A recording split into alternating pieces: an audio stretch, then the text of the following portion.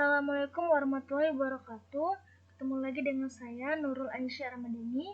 Video pembelajaran kali ini saya akan membahas tentang cerita pendek atau yang biasa disingkat dengan cerpen. Kompetensi dasar cerita pendek atau cerpen yaitu memproduksi cerita pendek atau cerpen sesuai struktur dan memerhatikan kaidah kebahasaan cerpen. Apakah kalian pernah mendengar ungkapan cerita yang dapat dibaca hanya sekali duduk? Dalam ungkapan di atas dapat disimpulkan bahwa cerita yang dimaksud adalah cerita pendek atau cerpen.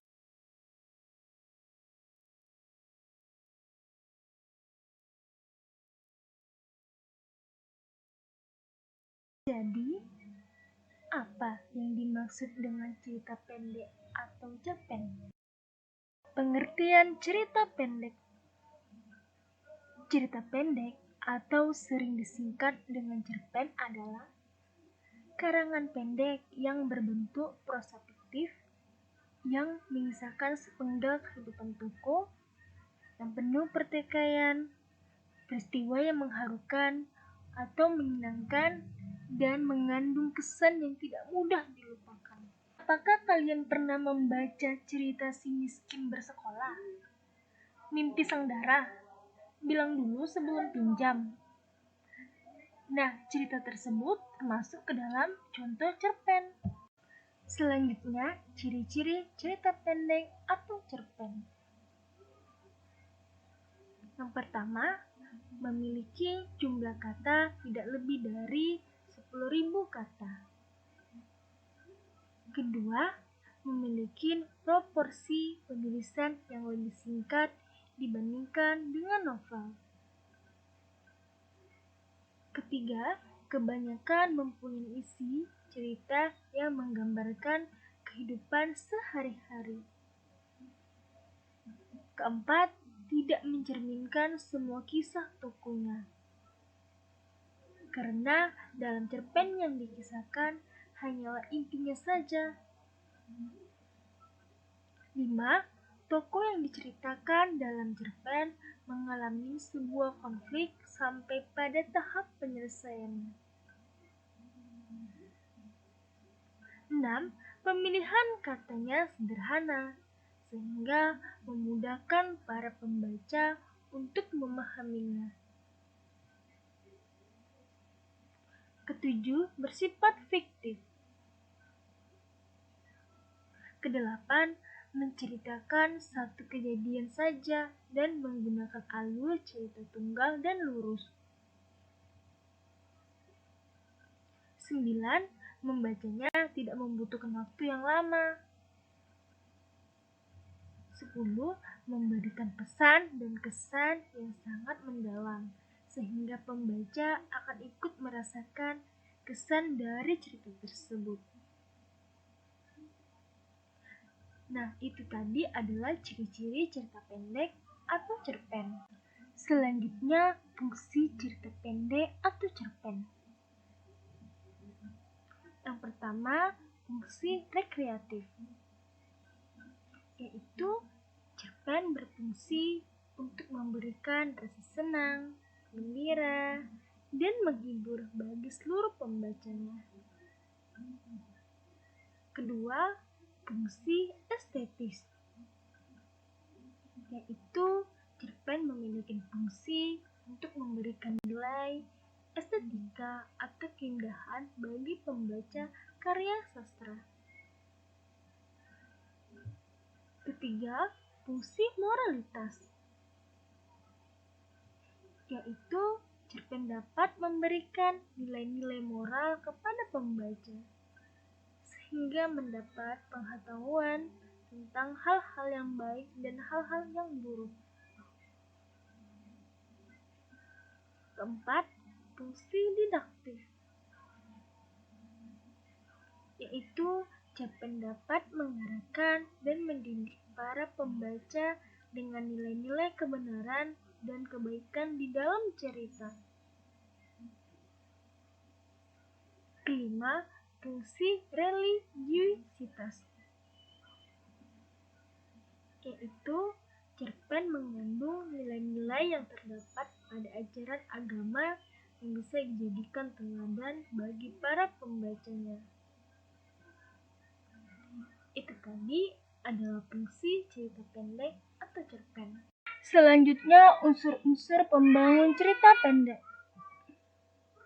Cerpen memiliki dua unsur pembangun, di antaranya adalah unsur intrinsik dan ekstrinsik. A. Unsur intrinsik. Unsur intrinsik adalah unsur pembangun cerpen yang berasal dari dalam cerpen itu sendiri.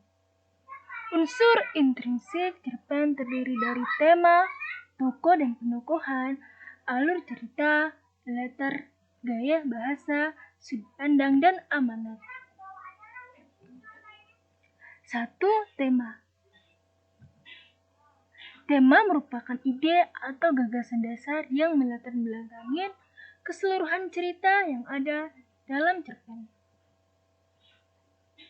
2. Tokoh dan penokohan. Tokoh adalah para pelaku yang terdapat dalam sebuah cerita. Peristiwa yang terjadi dalam sebuah cerita tidak hanya didukung oleh satu tokoh. Sementara itu, penokohan adalah penentuan watak atau sifat tokoh yang ada di dalam cerita. Adapun jenis tokoh berdasarkan peran dan berdasarkan watak. Tokoh berdasarkan peran terbagi atas A. Tokoh utama, B. Tokoh tambahan, C. Tokoh figuran. Tokoh berdasarkan wataknya terbagi menjadi tokoh protagonis, antagonis, dan tritagonis. A. Tokoh protagonis. Tokoh protagonis biasanya digambarkan memiliki watak dan sifat yang baik dan juga bersifat positif. B. Tokoh antagonis. Tokoh antagonis biasanya digambarkan memiliki watak atau sifat yang buruk dan biasanya menjadi musuh atau memusuhi tokoh protagonis. C. Tokoh tritagonis. Tokoh tritagonis biasanya muncul di dalam cerita sebagai tokoh penengah antara pertikaian atau konflik yang hadir di antara tokoh antagonis dan tokoh protagonis. Penokohan watak dari 3 tokoh di atas akan disampaikan dengan 2 metode, di antaranya 1. Analitik langsung, yaitu sebuah metode penyampaian oleh penulis mengenai sifat atau watak tokoh dengan cara memaparkan secara langsung, seperti keras kepala, penakut, pemberani, pemalu, dan lain sebagainya. 2. Dramatik, yaitu sebuah metode penyampaian sifat tokoh secara tidak langsung. Biasanya disampaikan melalui dialog antar tokoh, penggambaran oleh tokoh lain, mengungkapkan jalan pikiran tokoh, lingkungan di sekitar tokoh, penggambaran fisik tokoh, dan tingkah laku si tokoh dalam cerita. Unsur intrinsik yang ketiga adalah alur atau plot. Alur adalah rangkaian peristiwa yang disampaikan pengarang hingga membentuk sebuah cerita dari awal sampai akhir atau secara kronologi. Dalam menyampaikan cerita, ada tahapan-tahapan alur yang disampaikan oleh sang penulis. Di antaranya, 1. Tahap pengenalan. Pada tahap ini, pembaca akan dikenalkan pada tokoh, penokohan, hingga latar sebuah cerita. 2. Tahap konflik. Pada tahap ini, pembaca akan dihadapkan pada bagian cerita yang menampilkan berbagai masalah. 3. Tahap klimaks. Pada tahap ini, masalah tadi mulai memuncak. 4. Tahap lerayan. Pada tahap ini, permasalahan akan menemukan titik balik atau masalah mulai menurun. 5. Tahap penyelesaian. Pada tahap ini, akan menemukan solusi dari berbagai masalah. Selain memiliki tahapan, alur sebuah cerita juga memiliki jenisnya masing-masing. Secara umum, Ada 3 jenis alur yang bisa ditemukan pada cerpen. 1. Alur maju. Alur yang disajikan secara kronologis atau sesuai dengan urutan susunannya, yang dimulai dari pengenalan situasi cerita, pengungkapan peristiwa, menuju adanya konflik, puncak konflik, dan penyelesaian. 2. Alur mundur. Alur yang susunannya dimulai dari peristiwa terakhir, kemudian beralih ke masa lampau atau peristiwa awal, kedua, dan seterusnya, sampai kembali lagi pada peristiwa terakhir tadi. Alur mundur disebut juga dengan istilah kilas balik. 3. Alur campuran. Alur yang susunannya kombinasi atau gabungan dari alur maju dan alur mundur. Unsur intrinsik yang keempat adalah latar atau setting. Latar atau setting meliputi tempat, waktu, dan suasana yang digunakan dalam suatu cerita. Latar tempat menjelaskan di mana kejadian atau peristiwa dalam cerpen terjadi, misalnya di rumah, di kantor, dan di jalan, dan lain sebagainya. Sedangkan latar waktu menjelaskan kapan kejadian atau peristiwa dalam cerpen terjadi, misalnya pagi hari, siang hari, sore hari, dan malam hari. Sedangkan latar suasana menjelaskan gambaran suasana dalam sebuah cerpen, misalnya suasananya sedih, marah, dan bahagia. Kelima adalah sudut pandang. Sudut pandang adalah posisi pengarang dalam membawakan cerita atau menempatkan dirinya dalam sebuah cerita. Sudut pandang yang biasa digunakan dalam cerpen yaitu 1. Sudut pandang orang pertama, di mana pengarang terlibat langsung atau orang pertama dalam cerita, yang ditandai dengan penggunaan kata ganti orang, aku, saya, dan sebagainya. Kedua adalah sudut pandang orang ketiga, di mana pengarang tidak terlibat langsung, hanya berperan sebagai pengamat dalam cerita, yang ditandai dengan penggunaan kata ganti orang seperti dia, mereka, nama orang, dan lain sebagainya. Keenam adalah gaya bahasa. Gaya bahasa merupakan pemakaian ragam bahasa yang berfungsi untuk memberikan kesan yang lebih menarik, baik itu dengan penggunaan majasnya, diksi, dan pemilihan kalimat yang tepat dalam cerpen.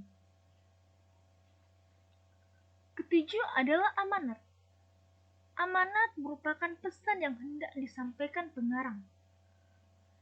Amanat dalam cerpen umumnya bersifat tersirat. Kehadiran amanat pada umumnya tidak bisa lepas dari tema cerita. Selanjutnya, unsur pembangun cerpen yang kedua adalah unsur ekstrinsik. Unsur ekstrinsik adalah unsur pembangun cerpen yang berasal dari luar cerpen. Unsur-unsur ekstrinsik meliputi nilai-nilai yang berlaku di dalam masyarakat. Seringkali, cerpen merupakan cerminan kehidupan masyarakat. Adapun unsur ekstrinsik cerpen yaitu 1. Latar belakang masyarakat. Latar belakang masyarakat adalah merupakan unsur yang mempengaruhi cerpen berupa faktor-faktor di dalam lingkungan masyarakat, di mana penulis berada sehingga berpengaruh terhadap penulis itu sendiri. Kedua adalah latar belakang penulis. Latar belakang penulis adalah faktor-faktor dari dalam pengarang itu sendiri yang mempengaruhi atau memotivasi penulis dalam menulis sebuah cerpen. Ketiga, nilai-nilai yang terkandung di dalam cerpen. 1. Nilai agama. 2. Nilai sosial. 3. Nilai moral. 4. Nilai budaya. Selanjutnya adalah struktur cerita pendek atau cerpen. Struktur cerpen merupakan rangkaian cerita yang membentuk cerpen itu sendiri. Dengan demikian, struktur cerpen tidak lain berupa unsur yang berupa alur, yakni berupa jalinan cerita yang terbentuk oleh hubungan sebab akibat ataupun secara kronologis. Secara umum, jalan cerita terbagi ke dalam bagian-bagian berikut. 1. Abstrak. Abstrak merupakan pemaparan gambaran awal dari cerita yang dikisahkan. Abstrak merupakan bagian dari cerita pendek yang menggambarkan keseluruhan isi cerita. Sifat dari struktur cerpen yakni abstrak ini digunakan sebagai pelengkap cerita. Kedua, orientasi. Orientasi adalah bagian yang biasanya digunakan untuk memperkenalkan berbagai unsur yang terkandung di dalam cerpen. Misalnya mengenalkan atau menggambarkan penokohan, setting atau latar cerita, waktu berlangsungnya peristiwa, dan lain sebagainya. Ketiga, komplikasi. Komplikasi atau yang bisa disebut awal konflik adalah bagian dari cerpen atau cerita pendek yang menceritakan tentang awal mula masalah yang dialami tokoh di dalam cerpen. Selanjutnya adalah yang keempat, yaitu pencapaian konflik. Pencapaian konflik atau yang juga sering disebut dengan rising action adalah bagian di mana alur cerita pada cerita pendek atau cerpen semakin memanas. Kelima adalah puncak konflik. Puncak konflik atau turning point. Struktur cerpen ini sering juga disebut sebagai klimaks. Artinya, bagian ini merupakan bagian cerita atau struktur cerpen yang paling menegangkan dan mendebarkan sampai menemui batas berakhirnya permasalahan. Keenam adalah evaluasi. Evaluasi adalah berbagai masalah yang sudah mencapai puncaknya, akhirnya mendapat pencerahan atau memiliki jalan keluar untuk menyelesaikan masalah tersebut. Ketujuh adalah resolusi. Resolusi pada cerpen bisa diartikan sebagai bagian di mana penulis mengungkapkan atau memperlihatkan adanya solusi dari masalah atau konflik yang dihadapi oleh tokoh. Sehingga di tahap ini, masalah sudah dapat diselesaikan sebelum akhirnya masuk ke bagian tahap akhir cerita. Ke-8 adalah koda. Koda merupakan penutup atau akhir dari keseluruhan isi cerita. Koda biasanya berisi kesimpulan dari seluruh cerita. Selanjutnya adalah kaidah kebahasaan cerita pendek atau cerpen. Yang pertama, banyak menggunakan kalimat bermakna lampau, seperti ketika itu, beberapa tahun yang lalu, dan telah terjadi. Kedua, banyak menggunakan kata yang menyatakan urutan waktu atau konjungsi kronologis. Contoh, sejak saat itu, setelah itu, mula-mula, kemudian. Ketiga, banyak menggunakan kata kerja yang menggambarkan suatu peristiwa yang terjadi, seperti menyuruh, membersihkan, menawarin, melompat, menghindar. Keempat, banyak menggunakan kata kerja yang menunjukkan kalimat tak langsung. Contoh, mengatakan bahwa, menceritakan tentang, mengungkapkan, menanyakan, menyatakan, menuturkan. Kelima, banyak menggunakan kata kerja yang menyatakan sesuatu yang dipikirkan atau dirasakan oleh tokoh. Contoh, merasakan, menginginkan, mengharapkan, mendambakan, mengalami. Keenam, menggunakan banyak dialog. Hal ini ditunjukkan oleh tanda petik ganda dan kata kerja yang menunjukkan tuturan langsung. Contoh A. Alam berkata, jangan diam saja, segera temuin orang itu. B. Gimana keberadaan temanmu sekarang? Tanya pada temannya. C. Tidak. Sekali saya bilang tidak, teriak Lani. Ketujuh, menggunakan kata-kata sifat deskriptif language untuk menggambarkan tokoh, tempat, atau suasana. Selanjutnya adalah langkah-langkah menulis cerita pendek atau cerpen. Yang pertama, menentukan ide cerita atau tema. Ide cerita dapat bersumber dari apa saja, misalnya pengalaman pribadi, pengalaman orang lain, fenomena atau peristiwa yang kita lihat, dan bersumber dari khayalan. Kedua, pemilihan diksi atau pemilihan kata yang baik. Dalam pemilihan diksi, erat kaitannya dengan pemilihan majas. Ketiga, membuat kerangka karangan cerpen dengan mengikuti struktur cerpen. Keempat, mengembangkan kerangka menjadi cerita secara utuh. Di langkah keempat ini misalnya mengembangkan tokoh-tokoh disertai dengan watak atau sifat dari tokoh tersebut, menentukan latar, tempat, waktu, dan suasana. Kelima, memberikan judul cerpen yang sudah dibuat.